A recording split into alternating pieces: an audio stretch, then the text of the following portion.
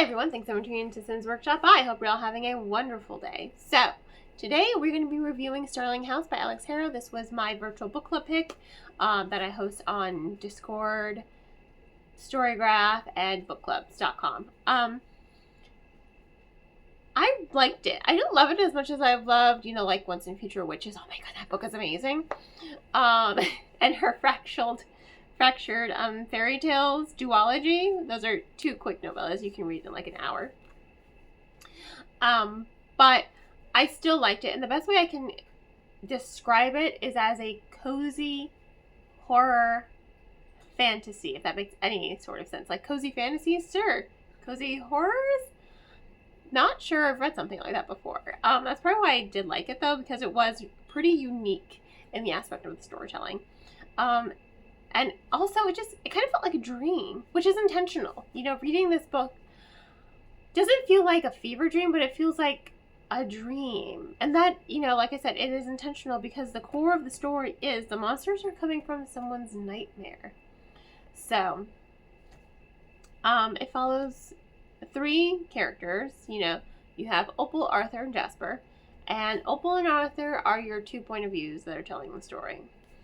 But Jasper's still kind of a main character because he is Opal's younger brother, and he is featured a lot. Their dynamic, their relationship. She's basically raising him because their mother died, in a car crash, that almost killed Opal too, So she's raising him, dropped out of school. She's just trying to do anything she can to make money so that she can get her little brother out of this,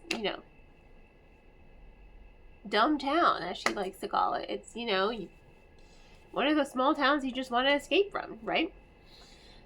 So, she's being haunted by dreams of Starling House. Like, the house is literally haunting her dreams. It's really cool and weird. And there's also some really interesting illustrations in the novel as well that I think really give the story a nice edge. What's also really, really interesting? It has footnotes, which creates a sense of authenticity for the novel and makes it very realistic. And when you see the novel ending, you're like, huh, that's why there are footnotes here. This is a story within a story, but it doesn't click until the ending. It's very, very interesting. But not only is it a story within a story, there are also mini stories within a story. Because she asked people, she's like, what do you know about Starling House? People often will tell her, they're like, okay, kid, listen. And then it'll change font type, and then, it's this person narrating a story they've heard about Starling House. And it happens about three or four times. I can't remember one of those times. No, it's 4 times. So it happens 4 times. So you're getting a story within a story. And the novel itself feels like it's, by the time you reach the end, you're like, huh, why do I feel like this was written, the ending just kind of like, it showed you how it ended. That didn't make any sort of sense. But it's like a story within a story within a story. Like, the novel feels real. If that makes any sense. By the end of the book, you're just like, oh, I'm reading the book that they're writing at the end of the book. I hope that made a little bit more sense. That's what I said, like, this book just feels like a dream. And, obviously, there are monsters at Starling House, and Arthur is the caretaker. It's his job to battle the monsters so that they don't escape the house and the property and end up hurting people. Because no one can see them except for the caretakers of the house. Except for Opal and Jasper. The house calls to new caretakers. That's why Opal's being haunted. It wants Opal to be her caretaker. But Arthur is the caretaker. But it only calls a new caretaker when their previous caretaker is dead. Or is it calling Opal to break the curse? The curse that is the dream. The dream that is a nightmare. The nightmare that wakes up at night in the form of monsters that stalk the land and kill people. It's wild. It's just so intrinsically done. I think the storytelling, the narrative, the footnotes, this feeling of authenticity for the book, it just makes it feel like something real and intangible, like that you're not just reading a story, you're reading like factual events, but also it makes it feel like a dream. Especially at the end when you get to meet Eleanor Starling and you get to know her story and how her identity was taken from her and how her life was in jeopardy and how she woke the monsters, because the monsters were already there. She just gave them a different shape. They took on a shape she wanted in order to better protect her and her legacy and this house.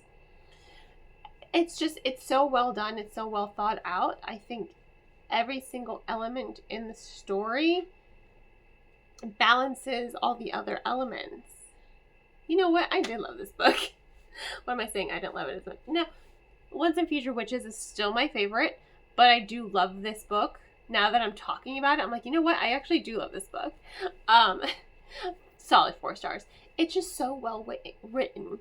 You know, I've never read something quite like this before, and it's interesting. And the fact that I can call it kind of like a cozy, but also a horror, because, you know, you're dealing with monsters in a haunted house, but also a fantasy because you're dealing with dreams and magic, not magic, but dreams and battling monsters. And it's just, and a puzzle and a twisted form of wonderland. I mean, it's so well done. It's just so interesting to read. I feel like talking about it and, you know, reviewing it just isn't, I feel like I'm not giving it enough justice, because I feel like it's something you have to read to experience. It's just wild. It's wild, it's cozy, and it's just, it makes you feel like you're reading a dream, and you are, but you aren't. I know that doesn't make any sense, but, you know, that just goes to show you how just amazing I think this book really is, and how unique it is. If you're looking for something that is unique. You want haunted houses? It's got you. You want some monsters? It's got you. You want a little magic in there? It's got you.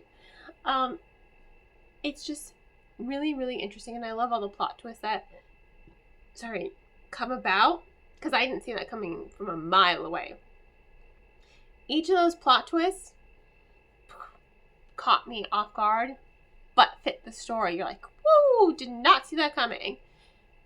Not even in hindsight did I like say, oh, I should have seen that coming. No, didn't see that coming, not even a mile away, but it made sense to the plot. So, you know, great book, highly recommend. In that case, thank you all for tuning in. Please don't forget to like, subscribe, and share with all your book loving friends. I hope you all have a wonderful rest of your day, and as always, happy reading.